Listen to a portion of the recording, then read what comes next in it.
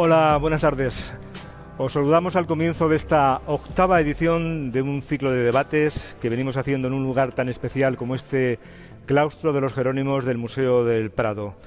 Saludamos a quienes nos estáis viendo en el streaming de vídeo, a quienes nos escucháis en directo en la emisión en Radio 3 y, por supuesto, a quienes también nos acompañáis aquí en este lugar tan especial.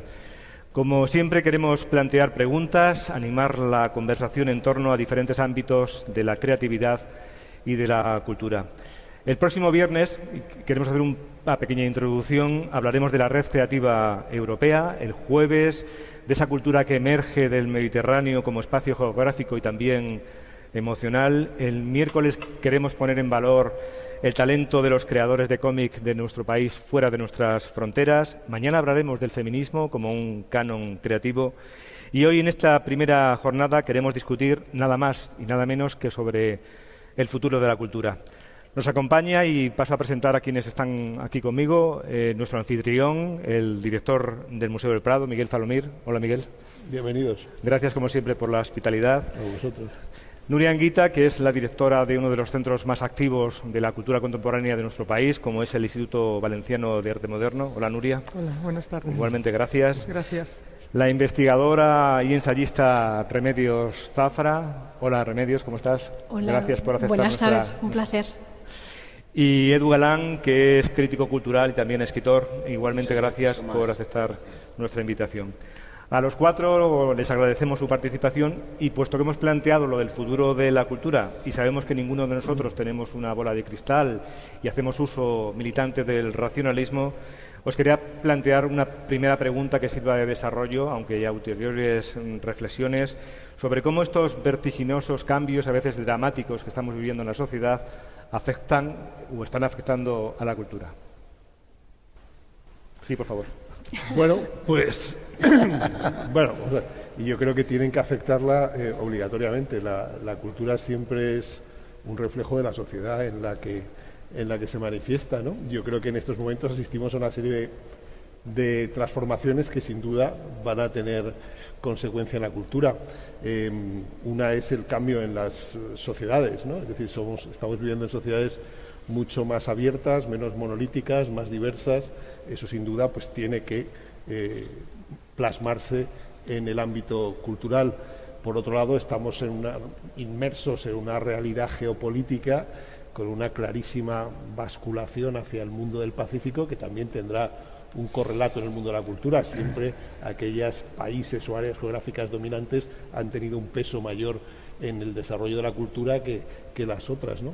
Y en la tercera estamos inmersos en una revolución, transformación tecnológica que apenas podemos intuir por dónde nos puede llevar y que desde luego transforma, cambia, modifica el acceso a la cultura. Todos esos factores pues sin duda condicionarán la cultura en el futuro. ¿En qué modo? Pues eso ya es más de la bola de cristal que hablabas, pero bueno, creo que por lo menos esas tres circunstancias pues habría que tenerlas presentes. ¿Y tú, Nuria, cómo atisbas el futuro? Bueno, pues casi los tres puntos que ha planteado Miguel. Sí, yo pienso que la cultura tiene grandes desafíos en cuanto es entendida como el modo de entender el mundo, el modo de construir comunidad, el modo de ser de una sociedad, pues tiene futuro en cuanto que la sociedad tiene futuro.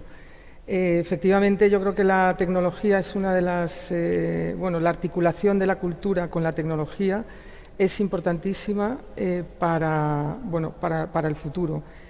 Articulación que podemos hablar mucho, pero yo no tengo unas claves, pero pienso que en ese modo de articularse, pues saldremos de donde venimos unas generaciones, que venimos sobre todo del libro, que venimos y vamos hacia algo que tiene que ver más con la visualidad, con el hipertexto o incluso con el cuerpo. También yo creo que la cultura ha de evolucionar, como ha dicho Miguel, y no tanto por la cuestión geopolítica actual, sino por la cuestión globalizadora.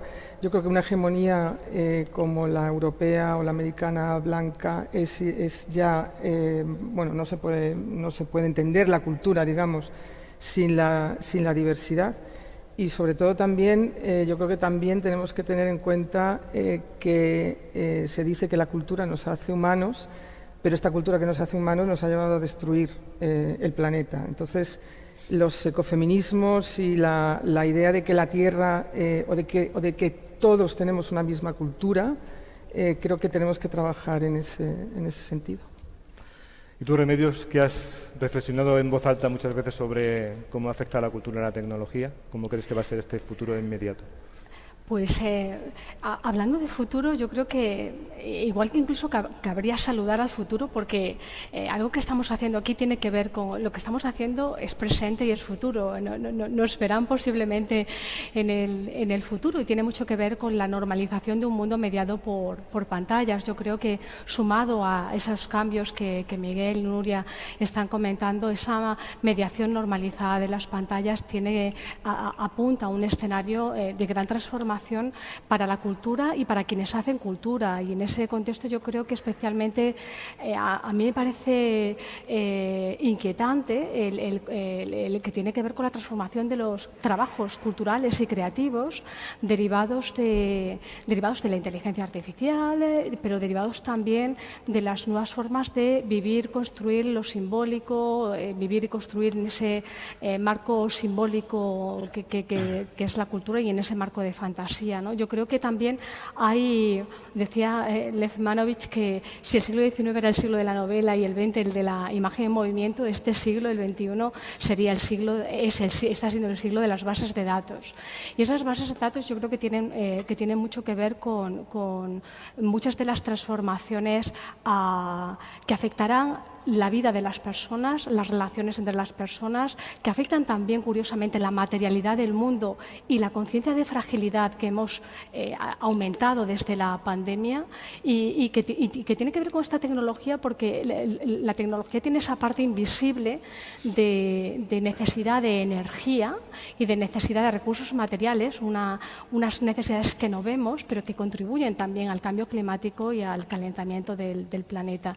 Pienso que todos estos elementos, unidos a esa transformación de los trabajos culturales creativos en contextos de gran autoconciencia de precariedad, esbozan un escenario cargado de potencias y retos para la cultura. Y ya por último, en esta primera introducción, Edu. Sí, sobre todo cuando se plantea una cosa tan amplia, ¿no? Sí, te iba a decir que, aparte de la revolución tecnológica, el futuro de la cultura también tiene otros condicionantes que tú has denunciado en alguna de tus obras, ¿no? Sí, hay muchísimos más, pero en principio cuando de pronto te ponen un miura, ¿no? Como por ejemplo el futuro de la cultura, ¿no? Entonces yo siempre apuesto por pensar no tanto en el futuro de la cultura, sino en por qué se ha puesto a este rato el nombre del futuro de la cultura. Entonces de pronto pues voy a los átomos, y los átomos son los siguientes: él y ella, el futuro de la cultura, él, ella. ¿Por qué él, ella? En un mundo donde en las sociedades actuales cada vez es más líquido este concepto, ¿no? El de él y ella, primera cosa para pensar. Segunda cosa para pensar, ¿de quién? ¿De quién es la cultura? ¿De quién? Ya no existen las clases sociales. ¿La cultura de quién es? ¿Es de las clases medias altas? ¿Es de las clases medias bajas? ¿Por qué analizamos la cultura como un ente que nos queda a todos desde el cielo? Como de pronto, ¿no? La cultura nos llega como el Espíritu Santo a los apóstoles, ¿no? Pues habría que pensar a quién le llega.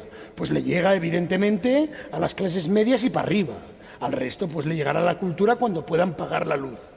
Y segundo, el futuro. ¿Qué es el concepto de futuro? ¿Qué es el futuro? ¿El futuro es igual ahora que en los 60? ¿Cuál era el futuro en los 60? El futuro en los 60 era Dr. Strangelove, ¿no? Era la bomba atómica, ¿no? Era un futuro muy concreto. Es decir, en nuestro caso, el futuro es otra cosa. Yo te diría que el futuro, como decía, yo creo que era Radio Futura, ¿no? El futuro ya está aquí, ¿no? El futuro es un concepto que creo que hemos abandonado. Esto sería la primera cosa revolucionaria que yo plantearé aquí. Ya no hay futuro, el futuro es porque el presente se nos ha venido grande.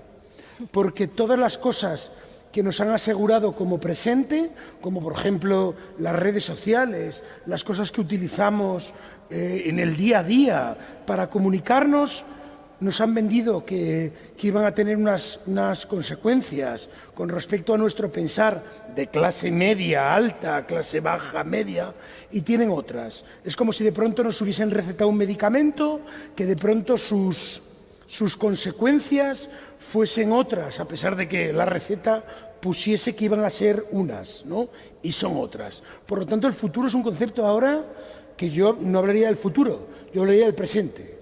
Y segundo, el tema de la cultura, ¿no? El tema de la cultura que, madre mía, queridos y queridas, que es muy duro. Es decir, yo apunto aquí la cultura. ¿Qué es la cultura? Es decir, yo de pronto veo, y no quiero provocar al señor Falomir porque tiene unos... A mí me encantan los hombros del director del Museo del Prado porque parece que nos protege del presente. Y te lo digo de cariño, porque yo de pronto entro y veo por Gran Vía unos señores que anuncian una exposición de Sorolla donde va a haber experiencias sensoriales.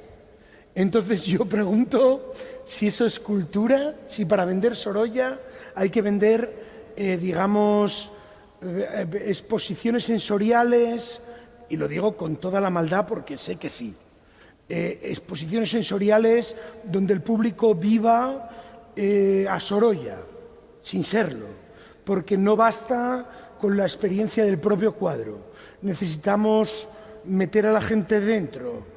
Y repito de nuevo, el futuro, diría yo, que es una cosa de momento, y por provocar, que es para limpiar el culo. Diríamos que no somos capaces de abordar el presente, es decir, si ponemos exposiciones sensoriales, si en los cines, cómo atraemos a que la gente vaya junta al cine, y estamos planteándonos el futuro. Pues nada, hasta aquí, Tomás. ¿Yo qué te voy a decir? Para molestar. Si no, no me llames. Ya veis que como introducción absolutamente poliédrica de la nueva estructura geopolítica a las exposiciones inmersivas son miradas muy abiertas de ese futuro de la cultura que, a fin de cuentas, era la excusa del argumentario para que nos juntásemos aquí para provocar, como dice Edu Galano, para reflexionar o para fomentar una conversación. Pues si os parece, os planteo ya de manera abierta y hablad cuando queráis, por supuesto, faltaría más con toda libertad, algunos temas que yo creo que sí deben, o que nosotros pensamos que sí deben influir en nuestra perspectiva sobre el futuro. Por ejemplo, ¿cómo afecta a la cultura la crisis económica que estamos viviendo? Si la gente efectivamente, como decías tú, se preocupa de hacer la compra antes que de asistir a una exposición o de comprarse un libro, ¿eso cómo va a afectar a la cultura, a las industrias culturales, al valor de la creatividad, al trabajo de quienes alimentan en diferentes ámbitos profesionalmente este inmenso sector que creo que es el 3% del Producto Interior Bruto en nuestro país, que llamamos cultura? Ya os lo pregunto a los cuatro para que vayamos a modo de diálogo a planta. Me animo a responder o a pensar en ello de manera compartiendo con los compañeros. Yo creo que la afectación de la cultura a la crisis económica o esa reciprocidad, esa relación, tiene una primera parada en los propios agentes culturales, donde esa crisis económica es especialmente evidenciada por los agentes culturales y por los trabajadores creativos que durante mucho tiempo han estado escondidos tras esa impostura del artista dispuesto a hacer y a ser pagado con capital simbólico, y en ese sentido yo creo que ha llegado, especialmente en los últimos años, se ha hecho visible un hartazgo, una toma de conciencia por parte de los artistas de que esa legitimación del pago con capital simbólico que justificaba que ha contribuido a justificar en gran medida también condiciones de precariedad normalizada, en ese contexto que yo creo que todos hemos esbozado, marca una seña de identidad de ese contexto, ¿no? Pero también diría que allí donde hay crisis siempre tendemos a priorizar, y curiosamente siempre la cultura es lo que suele aparecer en los últimos renglones de lo que salvamos, ¿no? De lo que salvamos ahora que hemos tenido esa crisis económica vinculada a la crisis de salud, a la crisis planetaria, con la pandemia, coincidiendo con todas esas crisis concatenadas.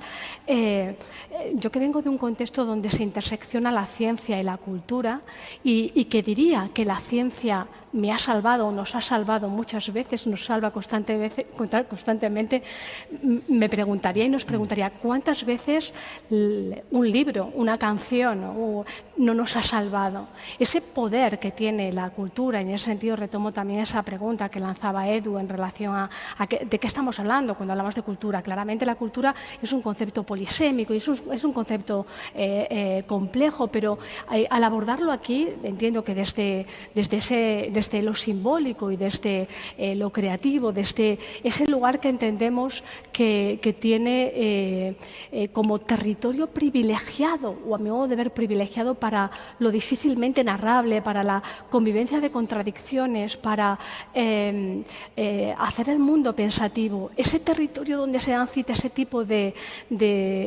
posibilidades que hoy en día son empujadas de las lógicas aceleradas y saturadas en las que vivimos, en mundos mediados por pantallas, donde pareciéramos no tener esos tiempos de distanciamiento y extrañamiento ante la obra. Yo creo que lo ponen en un lugar, no diría tanto ambivalente, sino paradójico. O sea, ponen a la cultura en ese lugar de crisis, o sea, de estar en crisis y de pasar un momento de autoconciencia respecto también a esa crisis económica, vivenciada en gran medida por los agentes culturales y creativos, pero sitúa también esa lectura, yo creo que de potencia y lectura positiva, de que justamente en la cultura encontramos un lugar de respuesta crítica a toda esa cultura entendida en un sentido más amplio que caracteriza la época que vivimos. Y en ese sentido, por ejemplo, hablamos de la revolución que trajo Internet, porque hubo un tiempo en el que no había Internet. ¿Eso ha supuesto la democratización de la cultura en cuanto al método de distribución de la obra creativa? Una institución como esta, ¿qué significa Internet cuando no teníais Internet, si lo comparas? O sea, yo creo que la situación económica sin duda afecta tanto a lo que es la creación como al consumo de cultura, y tanto en términos macroeconómicos de lo que es la sociedad en general, como lo que es en términos particulares de cada uno, ¿no? Pero de una forma probablemente más compleja de lo que podríamos pensar. Es decir, no se trata solo de qué cuesta visitar un museo. Es más, yo me atrevería a decir que no hay ninguna razón económica para no visitar el Museo del Prado.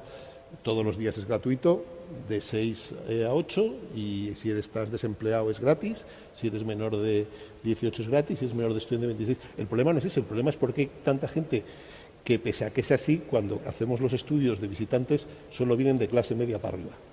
Porque el problema no es lo que te cuesta entrar. El problema es el origen social que tienes y cómo eso te ha predeterminado si tú eres apto o no para consumir cultura. Yo muchas veces hablo con mucha gente de procedencia social humilde y te dice, es que yo pienso en museo y pienso que eso ya no es para mí. Es decir, ¿por qué? Pues porque en su orden de vida, pues la cultura se le ha puesto como algo elitista, aunque es posible que no lo sea. Indudablemente, Internet supone una democratización de la cultura. O sea, hay que encontrar, todo el mundo hace el sacrificio que sea, menos no tener el teléfono móvil con acceso a eso lo tiene todo el mundo. Es decir, con lo cual, luego depende todo del uso que hagas de eso. Pero el problema yo creo que no es solamente estrictamente monetario, pecuniario, sino que hay también una realidad social que realmente es el que se ha asociado, se ha alentado el consumo de la cultura a unas clases medias y altas. Eso es así.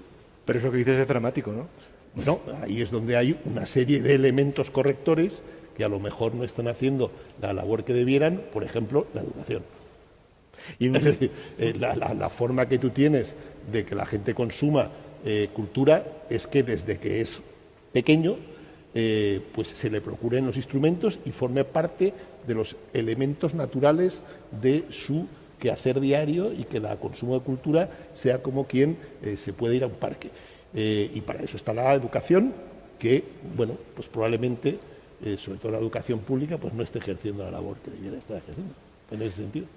¿Y eso en una institución dedicada al arte contemporáneo? ¿También lo notáis? Bueno, yo creo que hay, bueno, se han hablado muchas cosas. Yo creo que las clases sociales están más presentes que nunca.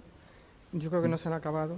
De hecho, Gracias, se han revitalizado. Gracias, señor, porque alguien diga eso. Se han revitalizado y, bueno, efectivamente, desde el IBAM, por ejemplo, estamos trabajando en programas de mediación para que las personas que han sido expulsadas del museo como institución de la Ilustración, para un hombre blanco, para un sujeto universal, trabajar para esas personas, pero esas personas hay que ir a buscarlas, y sobre todo hay que realmente hay ciertas personas que no van a un museo porque no se habla para ellos.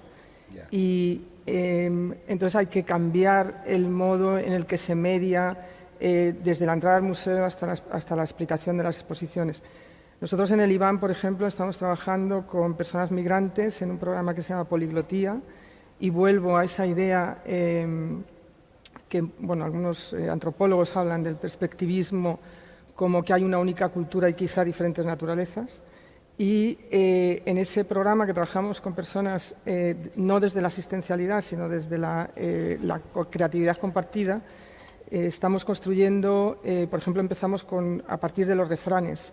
Los refranes son casi iguales en muchos lugares del mundo, desde África hasta Asia, hasta Latinoamérica y hasta España. Entonces, a partir de ahí, construir grupos también con seniors, con jóvenes, que siempre es más difícil, con personas. Bueno, ahora tenemos una exposición que hemos trabajado con trabajadoras domésticas a partir de Ana Peñas, la Premio Nacional de Cómic. Y estos grupos a la vez van habitando el museo y generando contenidos. No es el museo el que decide lo que las personas tienen que consumir, sino que entre todos creamos esa idea bueno, esos contenidos que afectan a cada uno, y que eso permite también que el museo esté más habitado y esté más cuidado también. ¿Pero eso es algo que ha ocurrido siempre así o que está ocurriendo ahora más que antes? Bueno, yo creo que está ocurriendo más que antes, porque los museos para mí son lugares, efectivamente la educación es importante, la educación reglada, pero los museos son esos lugares donde a partir del arte se puede hablar de todo, y las artes, que no la cultura, porque yo creo que la cultura es la realidad y las artes serían ese lugar extraterritorial que nos permite pensar críticamente, que nos permite pensar sobre todo. Y yo creo que el cambio de paradigma del museo es que viene ya de los años 70, 80, bueno, sobre todo con los feminismos, con la reivindicación de las clases obreras. Tiene que ver con abrir el museo, y ahora mismo yo creo que es el gran reto del museo, y el gran reto, quiero decir, cuando una persona que no sabe quién es el pintor que está exponiendo, pero va al museo porque le llama otra cosa, contribuye ya a la creación de contenido de ese museo, y terminará o no viendo la exposición. Y eso que comenzamos en grupos pequeños, yo creo que el museo, como digo, es un lugar que permite el pensamiento crítico, y que es un lugar donde se puede hacer casi todo. Decíamos que el acceso a la cultura no es que sea más complicado ahora. Ponía Miguel Falomir el ejemplo de este Museo del Prado, desde que estamos emitiendo en directo esta primera jornada de los debates de Cultura 23 que organizamos aquí en el Claustro de los Jerónimos. Y quería plantear otro tema. Te lo quiero plantear a ti, Edu, que lo has desarrollado en algunos argumentarios en público, ¿no? ¿El narcisismo de las redes sociales es aplicable como una herramienta para atraer público al mundo de la cultura, o es justo lo contrario, es un espejismo que falsea esa relación? Es muy complicado esta cosa que determinadas cosas que se crean como una ecolalia, ¿no? Por ejemplo, esto que estamos jugando ahora, ¿no? De democratizar la cultura. Bueno, primero, aparte de que lo problemático, que es lo que quiero traer yo aquí, del concepto de la cultura, ¿no? Y ya no te digo lo problemático del concepto de democratizar, que me recuerda a esto que quería hacer George Bush en Irak. No vamos a democratizar Irak. Venga, vamos a entrar con un ejército y lo democratizamos. Esto de democratizar hay que tener esto es como Goebbels, ¿no? Cuando me dicen cultura echa mano a la pistola, pues yo a mí cuando me dicen democratizar tengo graves problemas, porque es que tengo gravísimos problemas con una globalización en la que estamos que tiene más que ver no con unos valores, digamos, que a mí me interesan, que son propios de un Estado de Derecho democrático, sino con unos valores absurdos, fofos, de un neoliberalismo norteamericano, como, yo qué sé, como tener franquiciados en la Gran Vía. Democraticemos la Gran Vía, ¿no? Y ahí hay cultura para todos, ¿no? Pues la cultura sería subir en rampa a comprar cosas, ¿no?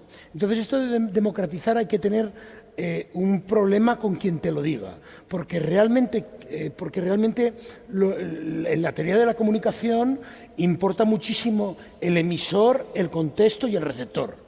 Y aquí parece que con simplemente el sintagma, democraticemos, vale por todo, ¿no? Entonces yo te diría que la cultura la tienen que democratizar los estados democráticos. Y tenemos aquí a dos representantes, ¿no? De dos estados. Y a ti, Radio 3, el Museo Valenciano perdona, porque se me van con las siglas, pero es a quien me refiero, y el Museo del Prado. Quien no puede democratizar la cultura es Google, porque Google es totalitario per se, porque son multinacionales, ¿no? Entonces yo tengo un gravísimo problema cuando asumimos como discursos propios de organismos democráticos palabras de organismos totalitarios como Google, como Facebook y tal. Entonces, a mí lo de democratizar la cultura, pues siento mucho que me molesta grandemente, porque no lo suelen utilizar gente que está día a día peleando por integrar a clases sociales bajas, sino que lo utilizan chao-chaos, yo qué sé, absurdidades, que se dedican a poner patrocinado por no sé quién y con eso creen que democratizan algo, ¿no? Pues nada, sigo siendo un cascarrabias y os vuelvo a dejar la palabra. No, sí, lo que queríamos decir, me parece a mí, y no hago de abogado del diablo de nadie, es que gracias a Internet y la red de redes, lo planteaba antes Miguel Falomir, hay la posibilidad, al menos teórica, de un mayor acceso a información sobre cultura. Sí, sin ninguna duda, pero es que Internet no se nos puede olvidar que es mediado, que no es inmediato. Es decir, que Internet siempre está mediado por un servidor, al igual que cuando yo te mando a ti un mensaje por WhatsApp, no te lo mando a ti, se lo mando a un servidor que decide si ese mensaje es correcto para enviártelo a ti. Entonces por favor, no se nos puede olvidar esto. Entonces, en el instante en el que no se nos puede olvidar de esto, pues yo haría una reivindicación de una cosa que es mucho mejor que las multinacionales, Facebook, por ejemplo, ¿no? Que son los estados y las personas individuales. Pues nada, pues estoy en esta cosa que soy un perdedor, soy un verdadero perdedor. Ya veis que no vamos a llegar a ninguna conclusión, lo cual probablemente sea una virtud de este encuentro. Es que me preguntáis por el futuro y esto es una locura. Más temas, más preguntas o más axiomas sobre los que reflexionar, sobre los que os pedimos vuestra autorizada reflexión. Vivimos un momento en el que de nuevo hay alta y baja cultura y el espejismo de una cultura masiva se ha convertido, llegado a este momento del siglo XXI, en un sueño perdido. Yo creo que vivimos un momento, especialmente en las últimas décadas, en los que la incorporación, el acceso de la ciudadanía de manera normalizada, al menos en el contexto español, a la educación pública, ha cambiado muchas cosas. Se ha cambiado muchas cosas y luego lo que comentaba Miguel en relación a cómo un museo como el Museo del Prado puede tener todavía entre visitantes de determinado sector social, ¿no? Yo soy de muchas personas que están aquí, que nos están escuchando, son de clase social baja, vienen de contextos humildes en los que nuestros padres son iletrados, digamos, y gracias a la educación pública hemos podido acceder a al mundo, a la cultura de otras maneras. Y en ese sentido quería comentar que como cuando hablamos de cultura y pensamos que hay una parte que se queda fuera, también estamos restringiendo el concepto de cultura.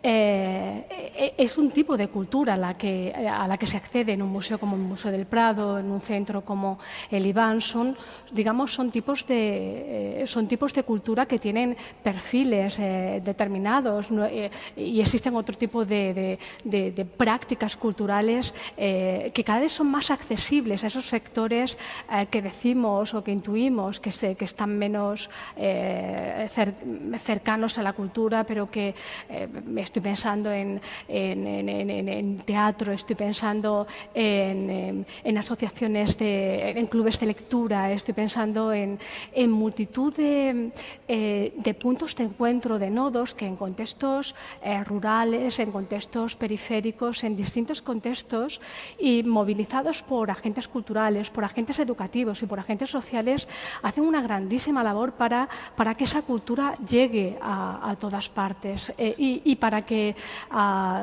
esa democratización de la que hablabais hace un momento no sea, como decía Edu, una cuestión que se focalice sobre Internet, como si Internet realmente llevara un apellido que dice Internet como medio democratizador, cuando realmente ha sido un medio instrumentalizado para otras cuestiones, ¿no? Y esa democratización en la que yo creo que coincido que hay una gran responsabilidad por parte de las instituciones públicas, entre ellas museos, cultura y educación pública, es la que está ayudando a que esa antigua o esa clasificación, entre otras muchas posibles, entre alta y baja cultura, se esté diluyendo. Yo creo que una característica de la cultura contemporánea, y pienso que también como agentes culturales contemporáneos tenemos ese reto de diferenciar, distinguir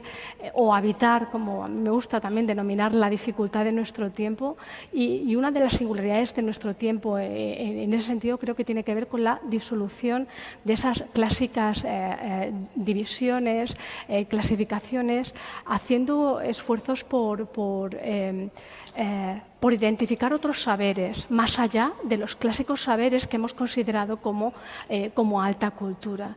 Esa revalorización de esos saberes me parece que es hoy en día algo muy importante, que tiene que ver con el posicionamiento de nuevos imaginarios. Hoy nos encontramos con imaginarios de agentes que habían quedado invisibilizados en las historias creativas, en los artefactos creativos, en las obras creativas que nos encontrábamos hasta hace unas décadas. Nuria comentaba muchos de ellos, ¿no? Muchos agentes que hoy se posicionan en los centros de arte porque desde ese papel que tenemos hay que hacer ese esfuerzo por buscarlos, no para un consumo cultural, o no solo para un consumo o práctica o recepción cultural, sino también para hacerlos sentir activos, agentes activos en la producción cultural contemporánea. Bueno, por romper el orden. Yo creo que por la cultura... No hay ningún orden, ¿eh? Pues sí, digamos, por no ir así como... y por provocar un poco. Yo creo que por la cultura ha hecho más la mejora en los métodos de distribución que la propia cultura. Es decir, ha hecho más por el Museo del Prado, y voy a ser muy provocador con Miguel, porque si no, ¿para qué estamos aquí? Ha hecho más Ryanair por el Museo del Prado que el Museo del Prado. Es decir, la posibilidad... Cuidado, porque si hablas de las distribuidoras, entramos en Amazon, que viene a hacer lo mismo que No, Google. no, es por provocarte, que igual no estoy de acuerdo con lo que estoy diciendo, pero si no, para que nos escuchen. Yo te diría que la facilidad de que la gente venga, he puesto una compañía, por poner una cosa, la más, digamos, que tira los precios, y ya entraría, sería otro tema. Yo creo que habría que poner en valor la capacidad de que el propio sistema de distribución de personas haya hecho, digamos, con cosas propias del capitalismo más básico, por la cultura, que la propia cultura, pues bueno, porque no puedes poner aviones que vengan a 3 euros al Prado, ¿no? Entonces sería una de las cosas que ha diluido ese concepto. Los low cost, no por poner han hecho más por diluir la baja y la alta cultura que incluso los que peleábamos contra esa concepción, ¿no? Pero yo el problema que me he visto ahora es que de pronto ya no hay ni baja ni alta cultura, ¿no?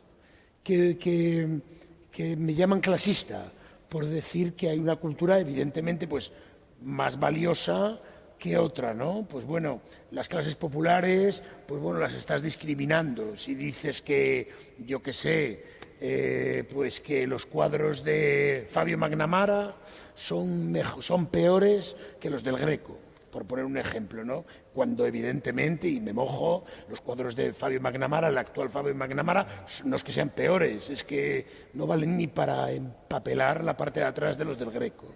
Pues bueno, por provocar. Entonces, pero claro, entonces hay una cosa fofa, ¿no? Fofa en la que hemos pasado de que hay alta y baja cultura a que ya no hay distinción. Y a partir de ahí que se metan en líos los directores de los museos, que yo me voy luego. Y los cambios de hábito de cómo la gente consume, y perdonad la palabra, consume cultura, porque no nos olvidemos que en todo este tiempo que estamos viviendo, atisbando cómo será el futuro, han cerrado las salas de cine de casi todos los pueblos y ciudades, han cerrado los kioscos donde comprábamos los periódicos, han cerrado las librerías. Y ahí, sin embargo, en este mismo museo hemos visto por la noche abrir y filas dar la vuelta a todo el museo y llegar hasta el Botánico. Es verdad que se cierran las salas de cine, y a mí soy de los que le gusta ir a las salas de cine, pero nunca más gente ha visto más películas. Es decir, lo que tú estás igual un cineasta no opina igual que tú, Miguel.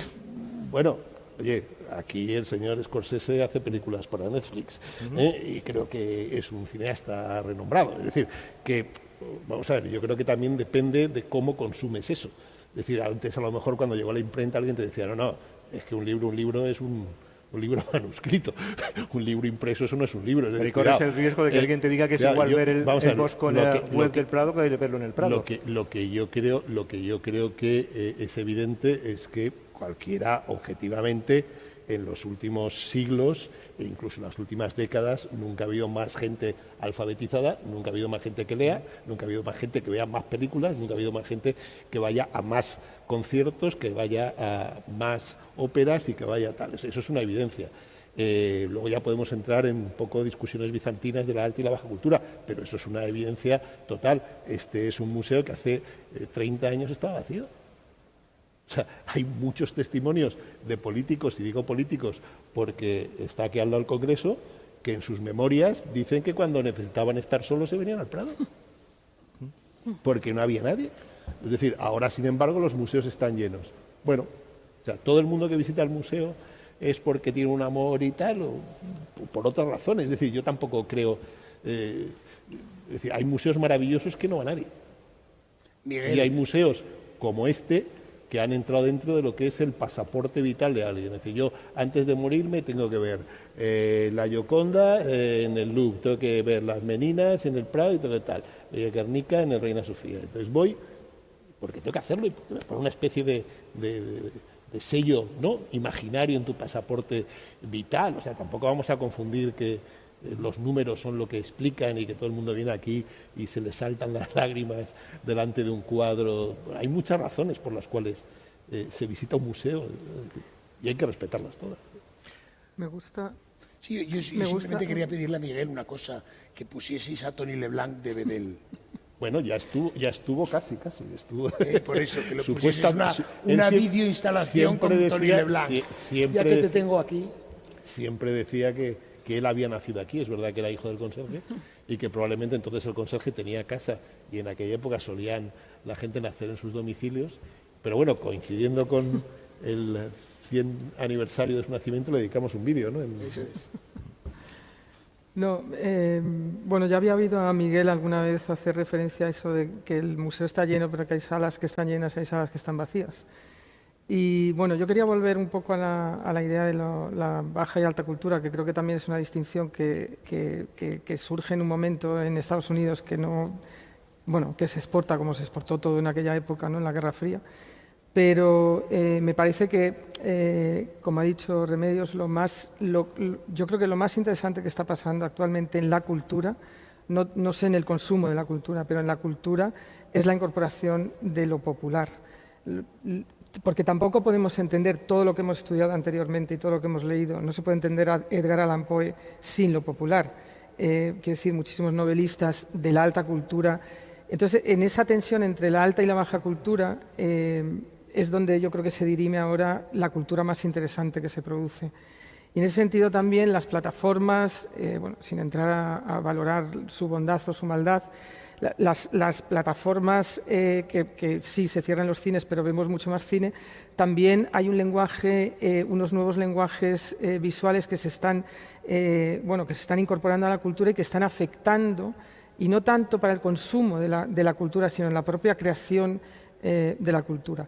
Yo volviendo ahora sí al consumo, Miguel habla de pasaporte vital. Yo creo que el problema actualmente, y por eso yo no creo que la tecnología sea yo creo que la tecnología es absolutamente dirigista, no tiene un fin cultural, tiene un fin económico, tiene un fin comercial, tiene un fin de consumo.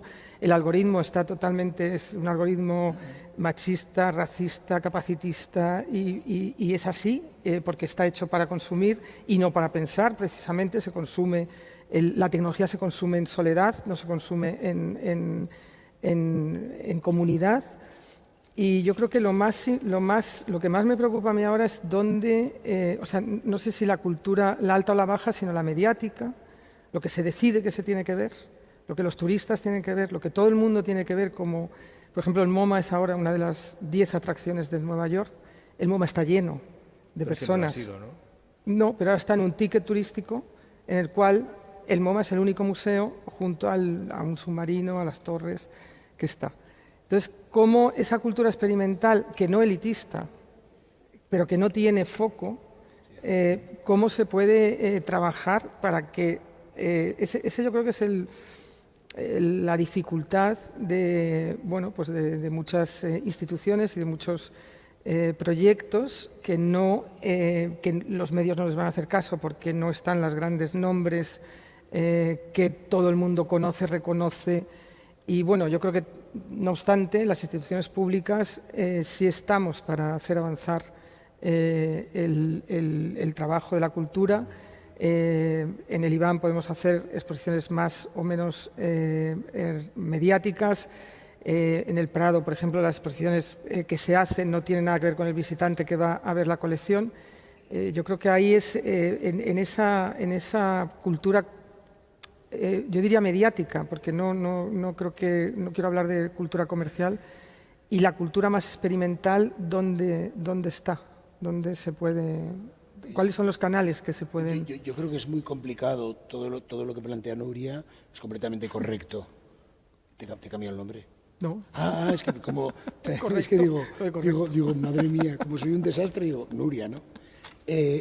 Todo lo que ha dicho Nuria yo creo que es muy correcto, pero el problema es que ha planteado un nombre que vive en un ámbito económico muy particular, que es el MoMA. Es decir, el MoMA vive en Norteamérica y que tiene unos cánones donde va a aparecer... Bueno, pero no, era sí, pero me refiero a lugar, quiero decir que las personas no conocen el MoMA. Como no conocen el Prado, posiblemente, y vienen porque hay que ver Velázquez y hay que ir al Reina de Guernica. Pero lo que nos salva... Yo creo que la globalización realmente nos ha unificado demasiado, ¿no? Sí, pero yo creo que lo que nos salva, efectivamente, digamos, he puesto el MoMA porque tú lo has citado, más o menos, o quien fuese, pero lo que nos salva de eso, yo creo que es y esto suena casi revolucionario, la intervención de un Estado. Es decir, o sea, lo que os hace a vosotros, directores, directora, la intervención de un Estado que permita que exista Radio 3, que permita que existan vuestros museos, que gestione un poco que no existan sistemas que, como yo pienso, que existan sistemas como el algoritmo, que tú has calificado de machista, capacitista y racista. Y a mí me parece que te has quedado corta, pero bueno, estamos en un medio público y no podemos irnos a más. Luego ya comentamos. Entonces, si no existe un mediador democrático. Es que la palabra democrática de verdad está tan sobada que ya no suena a nada, pero de verdad que tiene un significado. Y si no existe un mediador, tenemos un gravísimo problema. Sí, yo creo que es donde las instituciones públicas estamos, en esa tensión del trabajo con la cultura y del trabajo con el consumo de la cultura, y es realmente uno de los grandes retos y desafíos. Yo creo que coincide como punto de abordaje de la cultura presente-futura el intento de clasificar para entender, para comprender qué está pasando y qué puede pasar.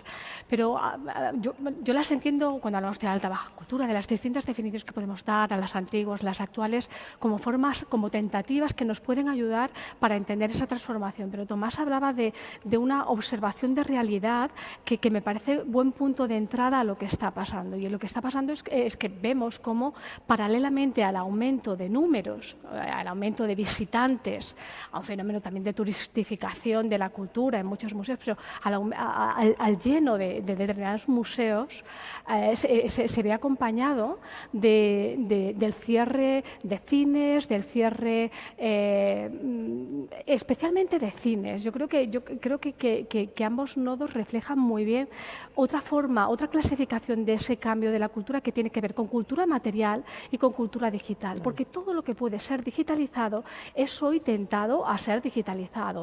Todo lo que antes experimentábamos en una pantalla de manera colectiva, con un cierto ritual, es llevado a la pantalla y es unificado de la pantalla con experiencias similares al cine, cuando nos vemos en familia, con amigos, por esas enormes pantallas que ahora... Pero el ritual también es cultura. Que el ritual también es cultura. Claro, el ritual... Tener el periódico en las manos... es tan cultura. En filosofía se dice que cuando se habla de la muerte del arte, no es tanto de la muerte de la pintura, sino de la muerte del arte en su capacidad transformadora en relación al desarrollo de una comunidad. Y el desarrollo de una comunidad tiene mucho que ver con lo simbólico y con la creación de ritual. Y yo creo que esos ritos que estamos perdiendo por la cultura digital tiene que ver con todas aquellas prácticas creativas que son digitalizadas, y en ese mare magnum de prácticas digitalizadas, aunque tendemos, por el poco tiempo que siempre solemos tener en los debates, a ser críticos, hay una gran complejidad en el que podemos salvar muchas cosas, y hay proyectos muy valiosos y muy interesantes que se están haciendo desde los ámbitos culturales y artísticos para hacer llegar, por ejemplo, experiencias de realidad virtual a personas que tienen poca movilidad, o a contextos donde hay personas que difícilmente podrán viajar a las ciudades donde están esos museos. Hay lecturas, digamos, muy positivas, pero efectivamente tenemos también la responsabilidad de enfatizar las negativas, porque justamente es tal el poder de esa cultura tecnológica con apariencia de espacio público, pero controlada por industrias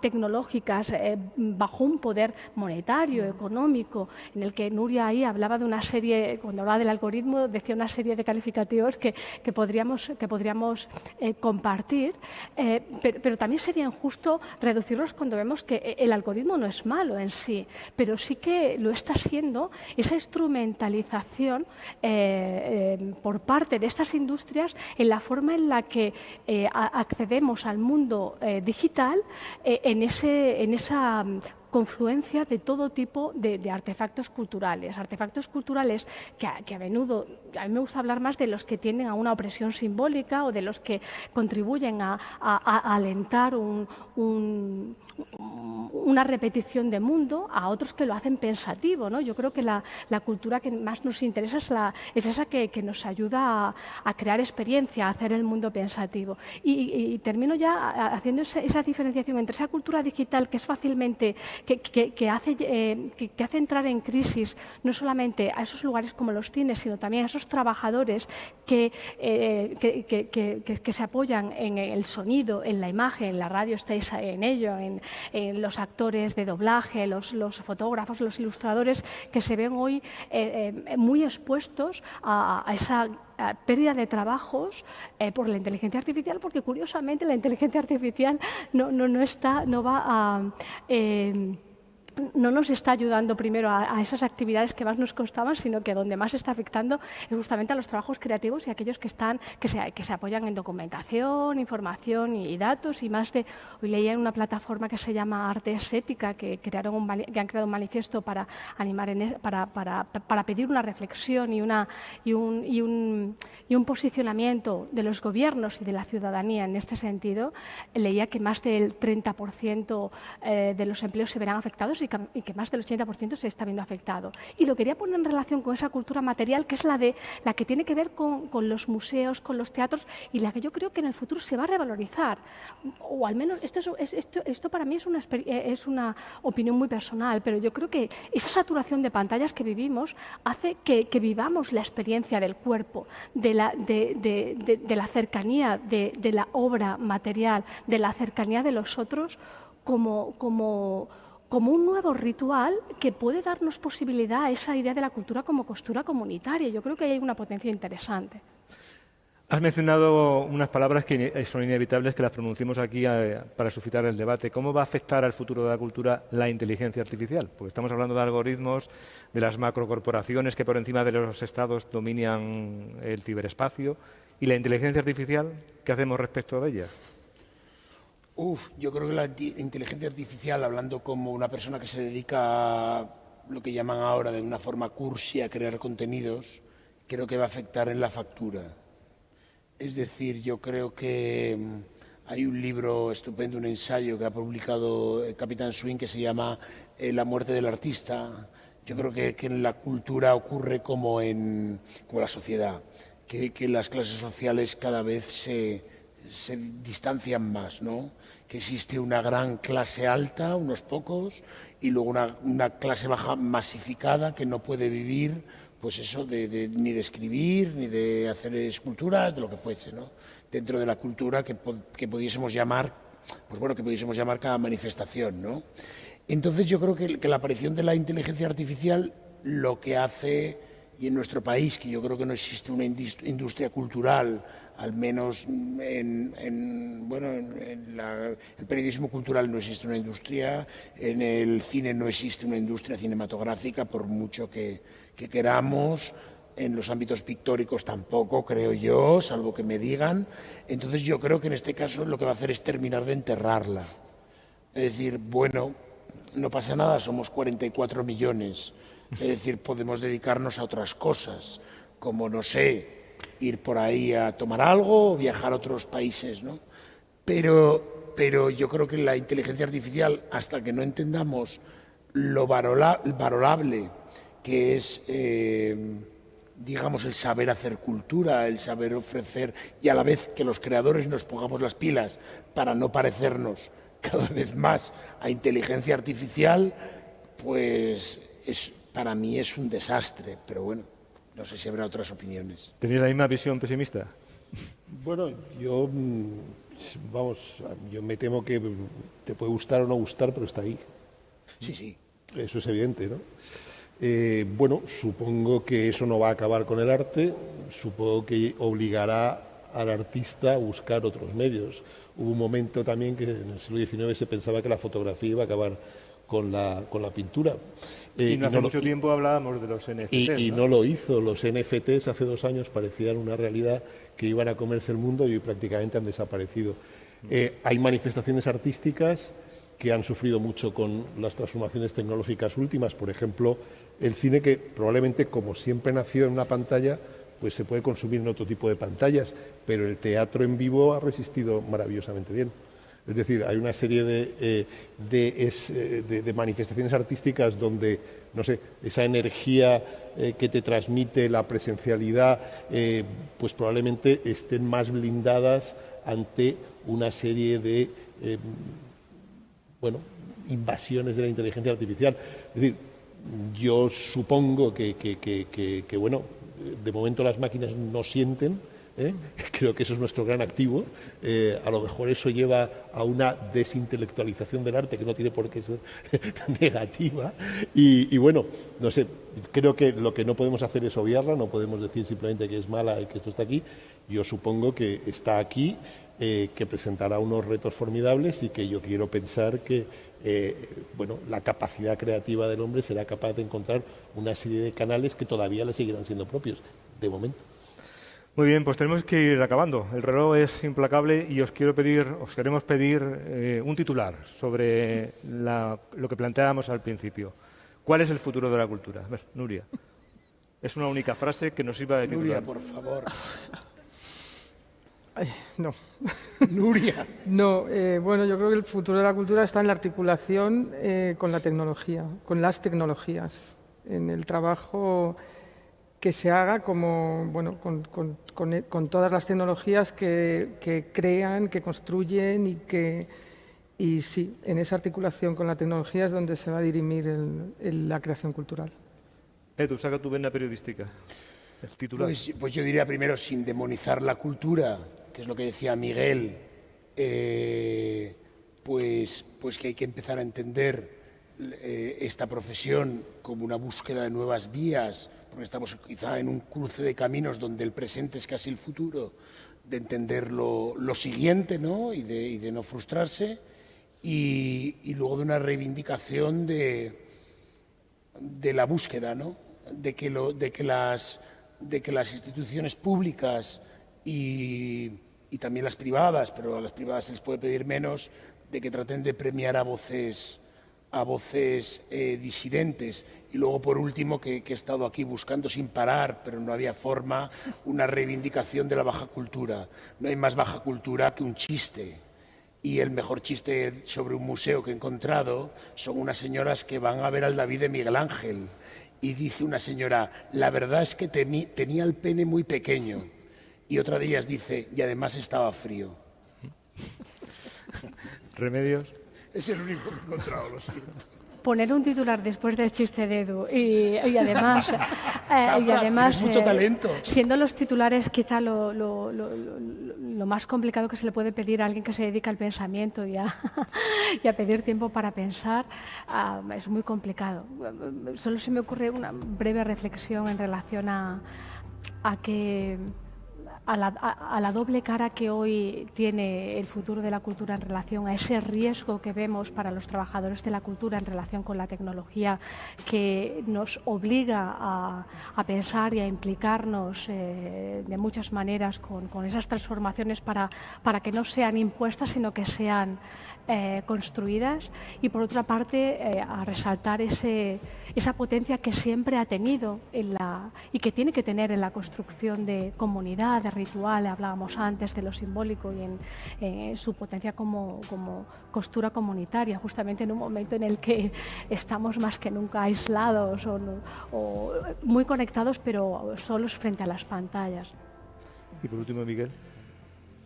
Pues mi titular sería año 2123, Radio 3 organiza desde el claustro del Museo del Prado un debate sobre el futuro de la cultura a la que asisten 3 personas y probablemente una inteligencia artificial.